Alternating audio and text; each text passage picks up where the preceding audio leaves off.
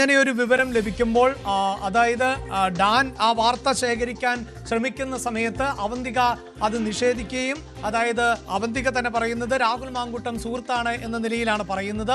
പക്ഷെ പിന്നീട് അവന്തിക എന്താണ് പറഞ്ഞത് എന്നതുകൂടി നമുക്ക് ഒരിക്കൽ കൂടി കേൾക്കാം. ആ അവന്തികയുടെ വാക്കുകളിലേക്ക് ഒരിക്കൽ കൂടി.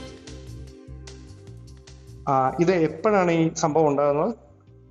സംഭവിച്ചിട്ട് കുറച്ച് നാളായി, ഒരു 3-4 മാസത്തിന് മേലേക്ക് ആയിട്ടുണ്ട്. ഒരിക്കൽ മാത്രമേ ഇങ്ങനെ ഒരു മിസ്ബിഹേവിയർ ഉണ്ടായിട്ടുള്ളൂ, അതോ ഇത് തുടർച്ചയായിട്ട് ഈ സംഭവങ്ങൾ ഉണ്ടായിട്ടുണ്ടോ? ആദ്യമൊക്കെ തുടർച്ചയായി തന്നെ ഉണ്ടായിട്ടുണ്ട്. പിന്നെ ഇയാൾക്കെതിരെ പല പല ആരോപണങ്ങൾ ഉണ്ടാകുന്ന സമയത്ത് അയാള് പിന്നീട് കോണ്ടാക്ട്സ് കുറച്ചിട്ടുമുണ്ട്. പിന്നെ ഇന്ന് രാവിലെ ഉൾപ്പെടെ എനിക്ക് കോൾ ചെയ്തിട്ടുണ്ട്. കാരണം അയാള് പേടിക്കുന്നു, ഭയക്കുന്നു എനിക്ക് തോന്നിയിട്ടുണ്ട്. കാരണം ഇത് പുറത്ത് പറയുമോ അങ്ങനെയുള്ളത്. അയാൾക്ക് ചിലതര വൈകൃതങ്ങളാണ്. അയാളുടെ അടുത്ത് പബ്ലിക്കായിട്ടാണ്, മീൻസ് ഒരു സോഷ്യൽ മീഡിയ പ്ലാറ്റ്ഫോമിൽ വന്നിട്ടാണ് ഡിസപ്പാറിങ് മെസ്സേജ് ആണ്. അതെനിക്ക് സ്ക്രീൻഷോട്ട് പോലും എടുക്കാൻ പറ്റില്ല. ഇന്നലെ ആ യുവനടി വെളിപ്പെടുത്തിയത് പോലെ തന്നെ ഇയാള് അയക്കുന്ന മെസ്സേജ് സ്ക്രീൻഷോട്ട് പോലും എടുക്കാൻ പറ്റാത്ത രീതിക്കുള്ള മെസ്സേജുകളാണ് അയക്കുന്നത്. അപ്പോൾ അയാൾ എൻ്റെ അടുത്ത് ചോദിച്ചത്, നിന്നെയൊക്കെ എനിക്ക് അയാൾക്കുള്ള വൈകൃതം എന്ന് പറഞ്ഞ് നിന്നെ എനിക്ക് റേപ്പ് ചെയ്യണം എന്നാണ് അയാൾ എൻ്റെ അടുത്ത് പറഞ്ഞത്. അത് ഇവിടെയല്ല, നമുക്ക് കേരളത്തിന് വെളിയിലുള്ള ഏതെങ്കിലും ഹോട്ടലുകളിൽ ബാംഗ്ലൂരോ ഹൈദരാബാദോ ആണ് അയാൾ സജക്ഷൻ ചെയ്ത 2 ഹോട്ടലുകൾ. അവിടെ നമുക്ക് പോകാം. ഇവിടേക്ക് ഇങ്ങനെ ഇതായാലും ആളുകൾ കാണും. ഒന്നാമത് ഞാനും ഇങ്ങനെയൊക്കെ നിൽക്കുന്ന ആളാണ് എന്നൊക്കെ പറഞ്ഞാണ് എൻ്റെ അടുത്ത് സംസാരിച്ചത്. നിങ്ങളപ്പോ എന്ത് മറുപടിയാ പറഞ്ഞത് ഈ രീതിയിൽ സംസാരിച്ചപ്പോ? ഞാൻ മറുപടി ഒന്നും പറഞ്ഞിട്ടില്ല, മാത്രമേ വേണ്ടിയിട്ടുള്ളൂ. കാരണം വെച്ചാൽ നമുക്കറിയാം, എനിക്ക് ഇങ്ങനെ ഒരു പബ്ലിക് പ്ലാറ്റ്ഫോമിൽ നിൽക്കുന്ന വ്യക്തിയാണ്. മാത്രമല്ല സമൂഹത്തിൽ ഒരു MLA ആണ്. അപ്പോൾ ഇയാളുടെ അടുത്ത് ഏത് രീതിയാണ് പ്രതികരിക്കണ്ടേ എന്നുള്ളൊരു കൺഫ്യൂഷൻ എനിക്ക് ആ സമയത്ത് ഉണ്ടായിരുന്നു. പ്രതികരിച്ചാൽ ചിലപ്പോൾ എന്തായിരിക്കും അവസ്ഥയെന്നും ഞാൻ ഭയന്നിരുന്നു. കാരണം ഇനി ഉണ്ടാവുന്ന ഭവിഷ്യത്തുകൾ ഇപ്പം അറിയാമല്ലോ. ഒരാൾ പ്രതികരിക്കുമ്പോൾ അയാൾക്ക് നേരിടേണ്ടി വരുന്ന പ്രശ്നങ്ങൾ സമൂഹത്തിൽ നിന്നും മാത്രമല്ല സൈബർ ഇടങ്ങളിൽ അറ്റാക്കും ഇയാളുടെ കൂട്ടാളിയിൽ നിന്നൊക്കെ വല്ല പ്രശ്നങ്ങളും നേരിടാൻ സാധ്യതയുണ്ട്. ഇതിനെപ്പറ്റി ഒരു സൂചന ലഭിച്ചിട്ടായിരുന്നു ഞാൻ നേരത്തെ ഒരാഴ്ച മുമ്പ് നിങ്ങളെ വിളിച്ചത്. ഞാൻ നിങ്ങളെ വിളിച്ച കാര്യം ഉടൻ തന്നെ രാഹുൽ മാങ്കൂട്ടത്തിലും അദ്ദേഹത്തിന്റെ വിശ്വസ്തരും അറിഞ്ഞു. ഉടൻ തന്നെ എന്നെ ഫോണിൽ ബന്ധപ്പെട്ടു. തേജോവധം ചെയ്യാനുള്ള ശ്രമമാണ് നടക്കുന്നത് എന്നാണ് എനിക്ക് നൽകിയ മറുപടി.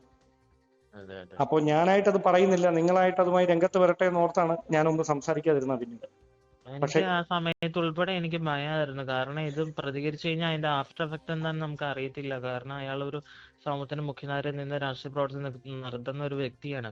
അയാൾ ഇങ്ങനെ ഒരു ആരോപണ വിധേയമാകുമ്പോൾ അയാൾ തിരിച്ച് നമ്മളെ ഏത് തരത്തിലാണ് ആക്രമിക്കാൻ പോകുന്നത്, അല്ല അയാളുടെ കൂട്ടാളികൾ ഏത് തരത്തിലാണ് നമ്മൾ സൈബർ ഇടങ്ങളിൽ ആക്രമിക്കാൻ പോകുന്നത്, നമുക്ക് മീൻസ് കൺഫ്യൂസ്ഡ് ആയി നിൽക്കുന്ന സ്റ്റേജാണത്. പിന്നെ എനിക്കും പേടിയുണ്ട്. ഞാനും അയാളെ ഭയന്നിരുന്നു, ഇതൊക്കെ പുറത്ത് വന്നാൽ നാളെ എന്താവും ഇഷ്യൂ എന്ന്. ഞാനും ആരെങ്കിലും ഒക്കെ പുറത്ത് പറയട്ടെ എന്ന് കാത്തിരിക്കുവായിരുന്നു. നിങ്ങൾ ആരോടെങ്കിലും ഔദ്യോഗികമായി ഈ സംഭവങ്ങൾ അറിയിച്ചിട്ടുണ്ടോ?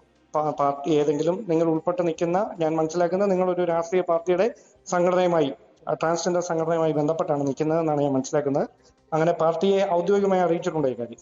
ഞാൻ നിലവിൽ ഇത് പാലക്കാട് BJPയുടെ ജില്ലാ അധ്യക്ഷനെ ചേട്ടൻ്റെ അടുത്ത് ഇങ്ങനെ സൂചിപ്പിച്ചിട്ടുണ്ടായിരുന്നു. ഇത്തരം കാര്യങ്ങൾ എനിക്ക് രാഹുലിന്റെ ഭാഗത്തുനിന്ന് ഉണ്ടായിട്ടുണ്ട് എന്നുള്ള കാര്യങ്ങളൊക്കെ ഞാൻ സൂചിപ്പിച്ചിട്ടുണ്ടായിരുന്നു. തെളിവുകളടക്കം അദ്ദേഹത്തിന് കൈമാറിയിട്ടുണ്ട് അല്ലേ? തെളിവുകൾ ഇവൻ നശിപ്പിക്കുകയാണ് ചെയ്തത്. തെളിവുകളൊന്നും തന്നെ ഇല്ല. ഇന്ന് രാവിലെ വിളിച്ചതിന്റെ സ്ക്രീൻഷോട്ടുകളുണ്ട്. ഇന്ന് രാവിലെ എന്നെ കുറെ പ്രാവശ്യം കോൾ ചെയ്തതിന്റെ സ്ക്രീൻഷോട്ടും. അത് എനിക്ക് തോന്നുന്നു ഇവൻ ഇന്ന് ഞാൻ പുറത്ത് വിടും, ഞാൻ പുറത്ത് പറയും എന്നുള്ള ഭയന്നിട്ടായിരിക്കും ഇന്ന് എന്നെ വിളിച്ചേക്കണത്. അതും എൻ്റെ കയ്യിലുണ്ട്. മാത്രമല്ല ഇത് മുന്നേ അയച്ച ഡിയർ എന്നൊക്കെ പറഞ്ഞ ഹായ് ഹോയ് മെസ്സേജസ് മാത്രമേ ഉള്ളൂ. ഓക്കെ ശരി. അപ്പൊ നിങ്ങൾ എന്താണ് തുടർ നടപടി? നിങ്ങൾ ഇതിൽ എന്തെങ്കിലും രേഖാമൂലം പരാതി നൽകുമോ?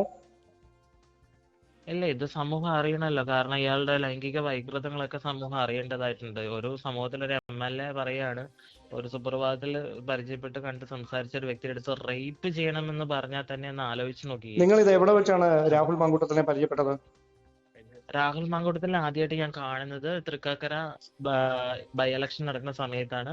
ഒരു ഡിബേറ്റിലാണ് ഞാൻ ആദ്യമായിട്ട് കാണുന്നത്. അയാൾ അന്ന് തന്നെ ആ ഇടയ്ക്ക് തന്നെ എനിക്ക് മെസ്സേജ് അയക്കാൻ തുടങ്ങി. അങ്ങനെ സൗഹൃദമായിരുന്നു.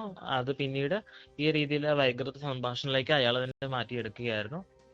പെട്ടെന്ന് തന്നെ മാറ്റിയെടുത്തു. ഞാൻ മെസ്സേജ് അയക്കാൻ തുടങ്ങി, പെട്ടെന്ന് തന്നെ ഞങ്ങൾ മാറ്റിയെടുത്തു. അതെ അതെ അതെ. ഓക്കെ, അപ്പൊ നിങ്ങൾ ആ സമയത്തൊന്നും പരാതിപ്പെടാൻ തയ്യാറായിരുന്നില്ല അല്ലെ? ഇല്ല, കാരണം നമ്മൾ അറിയാലോ ഇയാളെ സമൂഹത്തിൽ ഇങ്ങനെ നിൽക്കുന്ന ഒരു വ്യക്തിയുടെ അടുത്ത് സംസാരിച്ചാൽ എന്തായും അവസ്ഥ എന്നുള്ള ഭവിഷ്യത്തുകൾ എനിക്ക് ആഫ്റ്റർ എഫക്ട് എന്താണെന്ന് എനിക്ക് അറിയത്തുണ്ടായിരുന്നില്ല. അതുകൊണ്ടാണ് ഞാൻ പ്രതികരിക്കാതിരുന്നത്. പക്ഷെ ഇത് സമൂഹം അറിയണം. കാരണം ഇങ്ങനെയും വൈകൃതങ്ങൾ ഒരാളൊന്ന് ആലോചിച്ച് നോക്ക്. സാധാരണ ഒന്നുമല്ല, റേപ്പ് ചെയ്യണം എന്നാണ്. അയാൾ റേപ്പിസ്റ്റ് ആണെന്ന് എനിക്ക് തോന്നുന്നു. റേപ്പ് ചെയ്യണ പോലെ നിന്നെ ആ രീതിയിൽ ഉപയോഗിക്കണം എന്നാണ് എന്നോട് പറഞ്ഞത്. അത് പറയുകയായിരുന്നു, മെസ്സേജ് അയക്കുകയല്ല, പറയുകയായിരുന്നു അല്ലെ?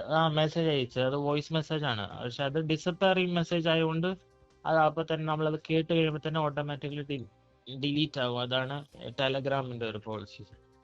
ശരി ശരി, അപ്പൊ എന്തായാലും ധൈര്യമായിട്ട് മുമ്പോട്ട് പോകാൻ ഞങ്ങളൊക്കെ കൂടെ ഉണ്ട് കേട്ടോ. Thank you so much. Yes, ഇതാണ് രാഹുൽ മാങ്കൂട്ടത്തിന് ഞങ്ങളും നൽകുന്ന മറുപടി. രാഹുലിനെ പോലെ ചോദ്യങ്ങളിൽ നിന്ന് ഞങ്ങൾ ഒളിച്ച് ഓടാൻ ഒരുക്കമല്ല.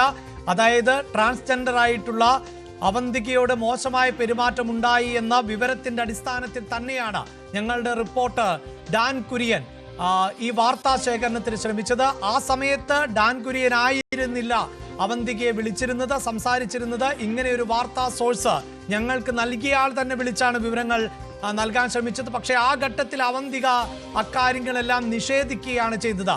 ആ നിഷേധത്തിന്റെ ഓഡിയോ ആണ് രാഹുൽ മാങ്കൂട്ടം അല്പസമയം മുമ്പ് മാധ്യമങ്ങൾക്ക് അടക്കം നൽകുന്നത് എന്നതാണ് ഏറ്റവും എടുത്തു പറയേണ്ടത്. പക്ഷേ രാഹുൽ മാങ്കൂട്ടം അടക്കം ശ്രദ്ധിക്കുക, ഞങ്ങൾ ഇതിൽ സുതാര്യമായ റിപ്പോർട്ടിംഗ് തന്നെയാണ് നടത്തിയിട്ടുള്ളത്. അവന്തികയോട് ഡാൻ പിന്നീട് സംസാരിക്കുമ്പോൾ ഇതേ കാര്യം നേരത്തെ ചോദിച്ചപ്പോൾ എന്തുകൊണ്ട് പറഞ്ഞില്ല എന്നതിന് അവർ നൽകുന്ന മറുപടിയുണ്ട്. MLA ആണ്, MLA ആണ് സംസാരിക്കുന്നത്. അതുകൊണ്ട് തന്നെ ഭീഷണിയുണ്ട് എന്ന് പറയുന്ന ഒരു സാഹചര്യമാണ് ഉണ്ടായിരുന്നത്. ആ ചോദ്യമടക്കം ആണ് ഞങ്ങൾ പ്രേക്ഷകരിലേക്ക് ഇപ്പോൾ വീണ്ടും എത്തിക്കുന്നത്. ഡാൻ കുര്യൻ കൂടി ചേരുന്നുണ്ട്. ഡാൻ, ഈ വാർത്ത ശേഖരിച്ച റിപ്പോർട്ടർ ഡാനാണ്. ഡാനിന് ഇത്തരം വാർത്താ സോഴ്സുകൾ കൂടി ലഭ്യമായിരുന്നു. ഇപ്പോഴിതാ അതേ ആളുകൾ തന്നെ നമ്മളോടൊപ്പം ചേരുകയും ചെയ്യുന്നുണ്ട്. അന്ന് സംഭവിച്ചതിന് കുറച്ചുകൂടി വ്യക്തത വരുത്താൻ ഡാനിന് തന്നെ സാധിക്കുമല്ലോ. അഭിലാഷ്, എന്നോടൊപ്പം കോൺഗ്രസിന്റെ ട്രാൻസ്ജെൻഡർ സംഘടനയുടെ ട്രാൻസ് കോൺഗ്രസിന്റെ പ്രതിനിധിയായിട്ടുള്ള അരുണിമ എം കുറുപ്പ് കൂടി ചേരുന്നു. അരുണിമ, ഞാൻ പറയുന്നത് കേൾക്കാമെന്ന് തോന്നുന്നു. കഴിഞ്ഞ ഓഗസ്റ്റ് 1-ാം തീയതി രാത്രി 7 മണിക്ക് ശേഷമാണ് ഞാൻ അരുണിമയെ ഫോണിൽ വിളിച്ച് ഇങ്ങനെ അവന്തിക എന്നൊരാളെ അറിയാമോ എന്ന് ചോദിക്കുന്നത്. അപ്പോൾ സുഹൃത്താണ് എന്ന് അരുണിമ എന്നോട് പറഞ്ഞു. അത് ഞാൻ ഇപ്പോഴും ഓർക്കുന്നു. ഞാൻ നമ്പർ ചോദിച്ചു, പക്ഷേ അരുണിമ എനിക്ക് തരുന്നില്ല. പക്ഷേ അതിനുശേഷം പിന്നീട് വേണമെങ്കിൽ ഞാൻ കോൺഫറൻസിലിട്ട് വിളിക്കാമെന്ന് പറഞ്ഞ് പിന്നീട് അവന്തികയെ വിളിക്കുകയായിരുന്നു അല്ലേ? അങ്ങനെയല്ലേ? അതെ അതെ അതെ, ഞാനൊന്ന് ഇടപെട്ടോട്ടെ.